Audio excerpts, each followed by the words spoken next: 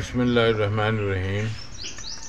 میرا نام میاں ذاکر حسین ہے۔ ہانس فیملی سے میرا تعلق ہے۔ ملکہ ہانس میرا آبائی قصبہ ہے اور تقریباً 35 سال سے ہماری انجمن وارث شاہ ادب کے فروغ اور تہذیبی ثقافتی ورثہ مسجد ملکہ ہانس کے لیے شب و روز محنت اور کوشش کر رہی ہے۔ کئی دفعہ بیوروکریٹ افسران نے توجہ کی اور رینوویشن ہوئی، لیکن اس تاریخی مسجد کا اتنی پرانی 740 ہجری کی تعمیر کردہ ہے کہ اب اس کی دیواریں، گنبد وغیرہ سب بسیدہ ہو چکے ہیں۔ تو یہ میرے لیے ایک مسرت کا موقع ہے کہ میں نے ایک خط لکھا محسن نقوی صاحب کو، وزیر داخلہ کو، تو انہوں نے پہلی ترجیح دی اور ہماری آثار قدیمہ کی یہاں ٹیم آئی جنہوں نے ایک چیک اپ کیا۔ اس کے بعد انہوں نے رپورٹ دی۔ اب مریم نواز صاحبہ نے مہربانی کی، پنجاب گورنمنٹ نے، انہوں نے جو ہے نا اب کم از کم 60 کروڑ روپیہ گرانٹ مسجد وارث شاہ کی رینوویشن کے لیے۔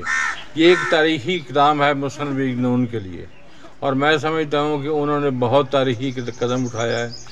یہ ادبی حوالہ جیسا کہ جنڈیالہ شیر خاں میں کسی زمانے میں ترجیح دے گی، اب ملکہ ہانس کو میں اور مطالبہ بھی کرنا چاہتا ہوں کہ اس کو جو ہے نا گورنمنٹ پنجاب اس کو مزید توجہ دے بابا فرید نگری کے حوالے سے، اور مزید جو ہے نا تاریخی تعمیر و ترقی کے حوالہ سے ملکہ ہانس شہر کو بنیادی سہولتوں سے بھی مالا مال کرے۔